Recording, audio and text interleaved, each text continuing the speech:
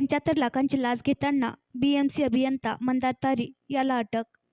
बृहमुंबई महानगरपालिकेचा कार्यकारी अभियंता तथा प्रस्ताव विभाग पदनिर्देशित अधिकारी मंदार अशोक तारी याला तब्बल 75 लाख रुपयांची लाच घेताना रंगेहात अटक करण्यात आली आहे. लाचलुचपत प्रतिबंधक विभागाने मंगळवारी सापळा रचून ही मोठी कारवाई केली. तारी याने अनधिकृत इमारत न पाडण्याबद्दल इमारत मालकाकडे तब्बल 2 कोटींची लाच मागितली होती.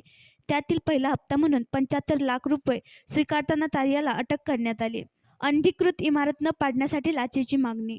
यातील तक्रारदार व्यक्तीची 4 मजली इमारत असून यामधले वरील 2 मजले अनधिकृत आहेत. ही इमारत न पाडण्याबद्दल आणि नियोजित फ्लॅट खरेदी केल्यानंतर तेथील अनधिकृत बांधकामाबाबत सहकार्य करण्यासाठी मंदार अशोक तारी याने तक्रारदार व्यक्तीकडे 2 कोटीची लाच मागितली. त्यानंतर तक्रारदाराने या प्रकरणाची माहिती लाचलुचपत प्रतिबंधक विभागाकडे दिली. त्यानुसार मंगळवारी लाचलुचपत विभागाने सापळा रचला आणि 75 लाख रुपये स्वीकारताना तारी याला अटक केली. लाचलुचपत प्रतिबंधक विभागाचे अप्पर पोलीस आयुक्त संदीप दिवाण आणि अप्पर पोलीस आयुक्त राजेंद्र सांगडे यांच्या मार्गदर्शनाखाली ही कारवाई करण्यात आली.